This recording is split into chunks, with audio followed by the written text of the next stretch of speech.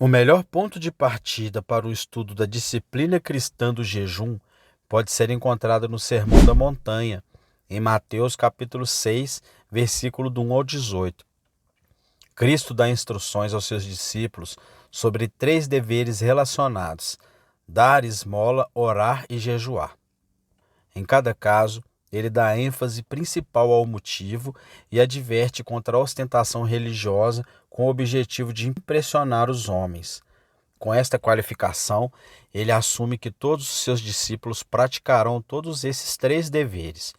Isto é indicado pela linguagem que ele usa em relação a cada um. No versículo 2 ele diz: quando deres esmola. No versículo 6 ele diz: quando, singular, orares, individualmente. E no versículo 7, quando orares, no plural, coletivamente. No versículo 16 ele diz: quando jejuais, plural, coletivamente. E no versículo 17, quando tu, singular, mais rápido, individualmente. Em nenhum caso Cristo diz se, mas sempre quando. A inferência é clara. Cristo espera que todos os seus discípulos pratiquem regularmente todos esses 3 deveres. Em particular, o paralelo entre a oração e jejum é exato. Se Cristo espera que seus discípulos orem regularmente, então, da mesma forma, ele espera que eles também jejuem regularmente. O jejum era uma parte aceita do dever religioso entre o povo judeu nos dias de Cristo. Eles a praticaram continuamente desde a época de Moisés em diante. Tanto os fariseus como os discípulos de João Batista jejuavam regularmente. As pessoas ficaram surpresas por não terem visto os discípulos de Jesus fazendo o mesmo e perguntaram-lhes o motivo. Suas perguntas e a resposta de Cristo estão registradas em Marcos. E os discípulos de João e dos fariseus jejuavam, e aproximando-se dele, perguntaram-lhe: por que jejuam os discípulos de João e dos fariseus, mas os teus discípulos não jejuam? E Jesus lhe disse: podem os filhos da câmara nupcial jejuar enquanto o noivo está com eles? Enquanto tiverem o noivo com eles, não poderão jejuar. Mas virão dias em que o noivo lhes será tirado, e então jejuarão naqueles dias. Marcos capítulo 2, versículo 18 a 20.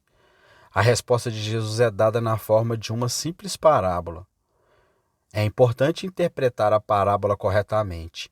O noivo, como sempre no Novo Testamento, é o próprio Cristo. Os filhos da câmara nupcial são os discípulos de Cristo, sobre a quem a pergunta foi feita. O período em que o noivo está com eles corresponde aos dias do ministério de Cristo na terra, enquanto ele estava fisicamente presente com os seus discípulos. E o período em que o noivo lhes será tirado começou quando Cristo ascendeu de volta ao céu e continuará até que ele retorne para a sua igreja. Enquanto isso, a igreja, como noiva, aguarda o retorno do noivo. Este é o período em que vivemos agora e a respeito do qual Jesus diz muito claramente: e então eles, os discípulos, jejuarão naqueles dias. Nos dias em que vivemos, portanto, o jejum é uma marca do verdadeiro discipulado cristão, ordenado pelo próprio Jesus. O jejum é endossado não apenas pelos ensinamentos de Jesus, mas também pelo seu exemplo pessoal. Imediatamente após ser batizado no Jordão por João Batista, Jesus foi guiado pelo Espírito Santo para passar 40 dias jejuando no deserto. Isso está registrado em Lucas. E Jesus, cheio do Espírito Santo, voltou do Jordão e foi levado pelo Espírito ao deserto, sendo tentado pelo diabo durante 40 dias. E naqueles dias não comeu nada, e quando estavam, acabou. Depois teve fome. Lucas capítulo 4, versículo 1 e 2. O registro diz que Jesus não comeu nada durante aqueles 40 dias, mas não diz que ele não bebeu. Também diz que depois teve fome, mas não diz que teve sede. A inferência provável é, portanto, que ele se absteve de comida, mas não de água. Durante este período de 40 dias, Jesus entrou em conflito espiritual direto com Satanás. Há uma diferença significativa nas expressões usadas por Lucas para descrever Jesus antes e depois do seu jejum. No início, em Lucas, capítulo 4, versículo 1, lemos: "E Jesus, cheio do Espírito Santo, voltou do Jordão." No final, em Lucas, capítulo 4, versículo 14, lemos: "E Jesus voltou no poder do Espírito para a Galiléia." Quando Jesus foi para o deserto, ele já estava cheio do Espírito Santo, mas quando ele saiu novamente após o jejum, ele retornou no poder do Espírito. Parece que o potencial do poder do Espírito Santo que Jesus recebeu no momento do seu batismo no Jordão só se manifestou plenamente depois que ele completou seu jejum. O jejum foi a fase final da preparação pela qual ele teve que passar antes de entrar em seu ministério público. As mesmas leis espirituais que se aplicaram ao ministério de Cristo aplicam-se também ao ministério dos seus discípulos. Em João capítulo 14, versículo 12, Jesus diz: "Aquele que crê em mim também fará as obras que eu faço." Com essas palavras, Jesus abre o caminho para os seus discípulos seguirem o padrão de seu próprio ministério. No entanto, em João capítulo 13, versículo 16, Jesus também diz: "O servo não é maior do que o seu senhor, nem aquele que é enviado maior do que aquele que o enviou." Isso se aplica à preparação para o ministério. Se o jejum foi uma parte necessária da preparação de Cristo, deve desempenhar também um papel na preparação dos discípulos. A prática da igreja primitiva. Neste respeito, Paulo foi um verdadeiro discípulo de Jesus. O jejum desempenhou um papel vital em seu ministério. Imediatamente após o seu primeiro encontro com Cristo, na estrada de Damasco, Paulo passou os 3 dias seguintes sem comer ou beber. Ver Atos capítulo 9, versículo 9. Depois disso, o jejum passa a ser uma parte regular da sua disciplina espiritual. Em 2 Coríntios capítulo 6, versículo 3 a 10, Paulo lista várias maneiras pelas quais ele provou ser um verdadeiro ministro de Deus. No versículo 5, 2 das maneiras que ele lista são: em vigílias e em jejuns. Vigiar significa ficar sem dormir. Jejum significa ficar sem comida. Ambas as disciplinas foram praticadas às vezes por Paulo para tornar o seu ministério plenamente eficaz. Novamente, em 2 Coríntios, capítulo 11, versículo do 23 ao 27, Paulo volta a este tema, falando de outros homens que se colocaram como seus rivais no ministério. Paulo diz: "São ministros de Cristo? Eu sou mais." Ele então dá uma longa lista das várias maneiras pelas quais ele provou ele mesmo ser um verdadeiro ministro de Cristo. No versículo 27 ele diz: "Nos cansaços e nas dores, nas vigílias muitas vezes, na fome e na sede, nos jejuns muitas vezes." Aqui novamente Paulo junta a vigilância estreita com o jejum. A forma jejum plural em jejuns frequentes indica que Paulo se dedicava a períodos frequentes de jejum. Fome e sede referem-se a ocasiões em que não havia comida nem bebida disponíveis. Os jejuns referem-se às ocasiões em que havia comida disponível, mas Paulo absteve-se deliberadamente por razões espirituais. Os cristãos do Novo Testamento não praticavam apenas o jejum individual como parte da sua disciplina pessoal. Eles também a praticavam coletivamente como parte do seu ministério público a Deus. Isto é atestado pelo relato de Lucas em Atos. Ora, havia na igreja que estava em Antioquia alguns profetas e doutores, como Barnabé e Simeão, chamando Níger e Lúcio de Cirineu, e Manaém, que fora criado com Herodes, o tetrarca, e Saulo. Enquanto estes ministravam ao Senhor e jejuavam, disse o Espírito Santo: "Separai-me Barnabé e Saulo para a obra a que os tenho chamado." E depois de jejuarem e orarem e imporem-lhes as mãos, eles os despediram. Atos capítulo 13, versículo do 1 ao 3. Nesta congregação local na cidade de Antioquia, 5 ministros líderes, designados como profetas e mestres, estavam orando e jejuando juntos. Isso é descrito como ministrar ao Senhor. A maioria dos líderes ou congregações cristãs hoje sabe muito pouco sobre esse aspecto do ministério. No entanto, na ordem divina, o ministério ao Senhor vem antes do ministério aos homens. Do ministério ao Senhor, o Espírito Santo traz a direção e o poder necessários para um ministério eficaz aos homens. Assim foi em Antioquia. À medida em que estes 5 líderes oravam e jejuavam juntos, o Espírito Santo revelou que ele tinha uma tarefa especial para 2 deles, Barnabé e Saulo, mais tarde chamado Paulo. Ele disse: Separai-me Barnabé e Saulo para a obra que os chamei. Desta forma, estes 2 homens foram chamados para uma tarefa especial. No entanto, eles ainda não estavam prontos para empreender a tarefa.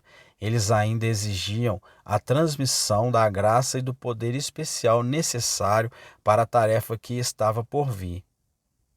Para este propósito, todos os 5 homens jejuaram e oraram juntos pela segunda vez. Então, após o segundo período de jejum, os outros líderes impuseram as mãos sobre Barnabé e Paulo e os enviaram para cumprir sua tarefa. Assim foi através da oração coletiva e do jejum que Barnabé e Paulo receberam, primeiro, a revelação de uma tarefa especial, e segundo, a graça e o poder necessário para cumprir essa tarefa. Na época em que todos oraram e jejuaram juntos, Barnabé e Paulo, assim como os outros 3 homens, foram reconhecidos como profetas e mestres. Mas depois de serem enviados para a sua tarefa, eles foram descritos como apóstolos. Ver Atos capítulo 14, versículo 4 e 14.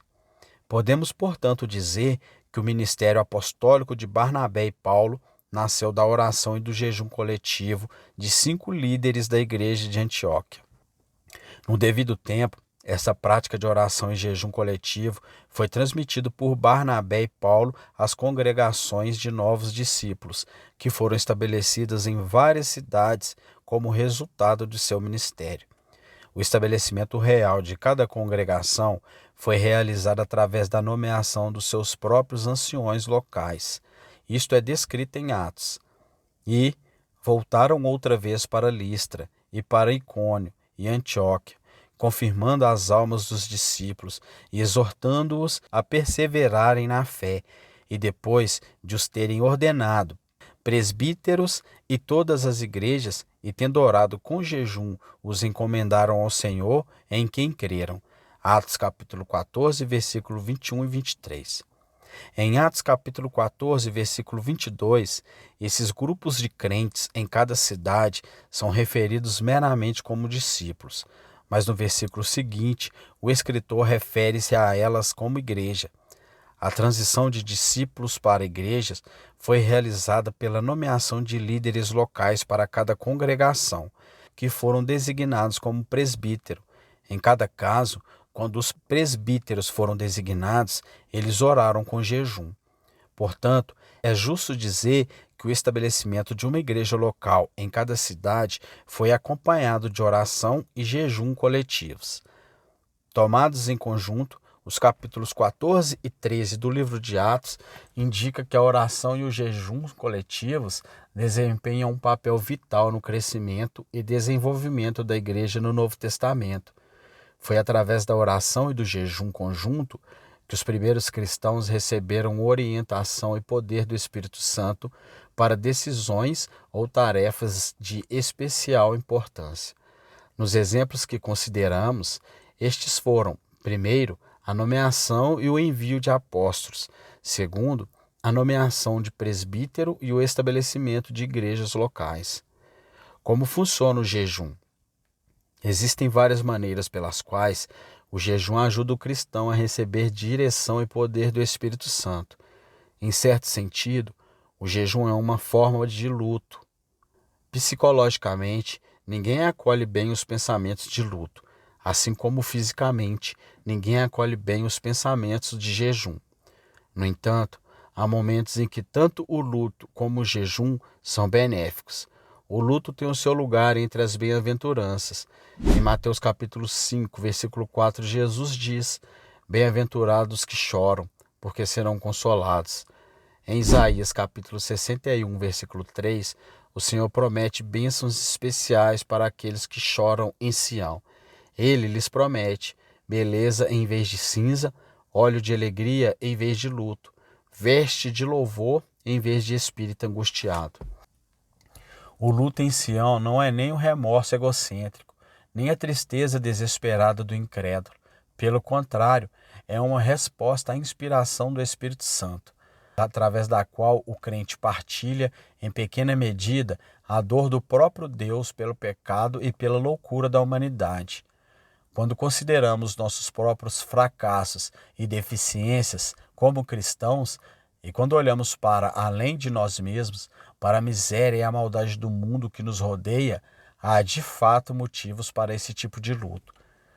Em 2 Coríntios capítulo 7, versículo 10, Paulo contrasta a tristeza segundo Deus do crente com a tristeza sem esperança do incrédulo. Porque a tristeza segundo Deus opera arrependimento para a salvação, da qual não se arrepende, mas a tristeza do mundo opera a morte. O luto piedoso desse tipo é seguido no devido tempo pelo óleo da alegria e pelas vestes de louvor. Sob a antiga aliança, Deus ordenou para Israel um dia especial em cada ano em que eles deveriam afligir suas almas. Este foi o dia da expiação. Em Levítico capítulo 16, versículo 31, o Senhor instruiu Israel a respeito deste dia. Sábado de descanso vos será, e afligireis as vossas almas por estatuto perpétuo. Desde a época de Moisés em diante, os judeus interpretaram isso como um dia de expiação, que é referido como o jejum.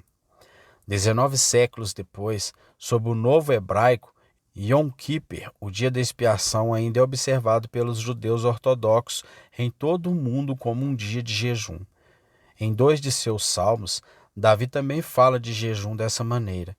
No Salmo capítulo 35, versículo 13, ele diz: Humilhei-me a minha alma com o jejum.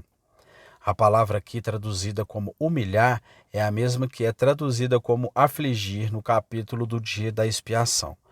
Novamente, no Salmo capítulo 69, versículo 10, Davi diz: Chorei e castiguei a minha alma com jejum. Podemos combinar as várias expressões usadas e dizer que o jejum, como aqui praticado, é uma forma de luto e um meio de humilhar-se e castigar-se.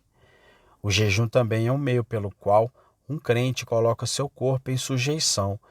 Em 1 Coríntios capítulo 9, versículo 27, Paulo diz: Mas eu mantenho o meu corpo e o subjugo, para que, de alguma forma, tendo pregado a outros, eu mesmo seja rejeitado. Nosso corpo, com seus órgãos físicos e apetites, é um servo maravilhoso, mas um mestre terrível. Por isso, é necessário mantê-lo sempre sob sujeição. Certa vez ouvi isso bem expresso por um colega ministro que disse: Meu estômago não me diz quando comer, mas eu digo ao meu estômago quando comer. Cada vez que um cristão pratica o jejum com esse propósito, ele está notificando o seu corpo. Você é o servo, não o mestre.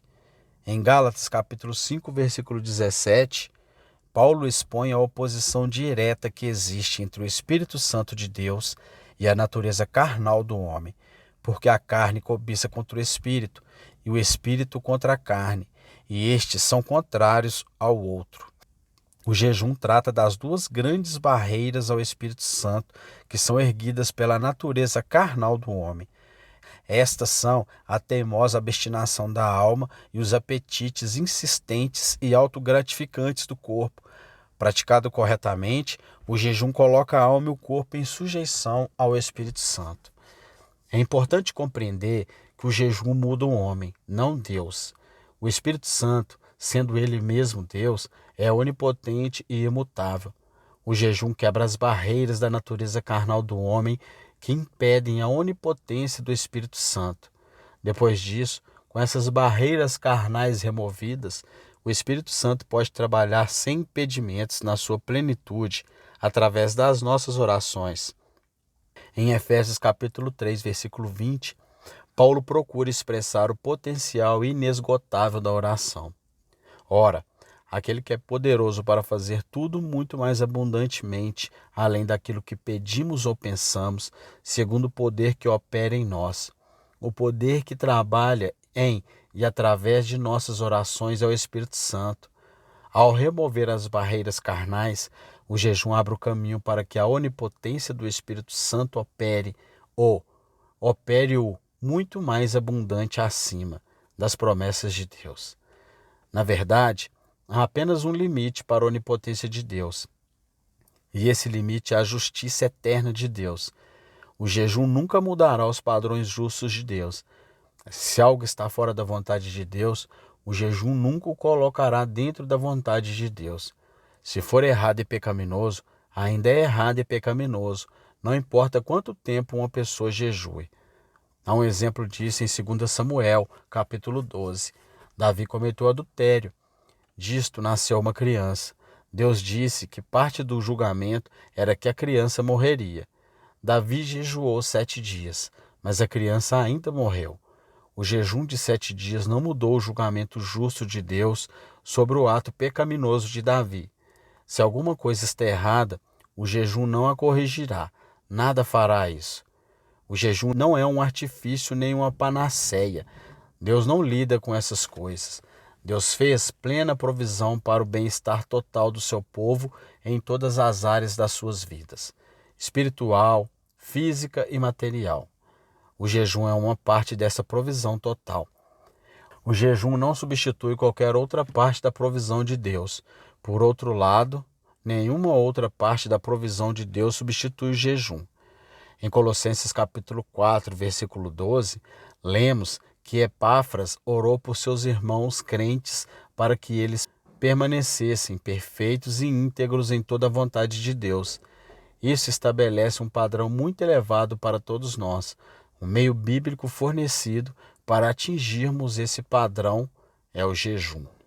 Em Colossenses capítulo 4, versículo 12, lemos que Epáfras orou por seus irmãos crentes para que eles permanecessem perfeitos e íntegros em toda a vontade de Deus. Isso estabelece um padrão muito elevado para todos nós. Um meio bíblico fornecido para atingirmos esse padrão é o jejum.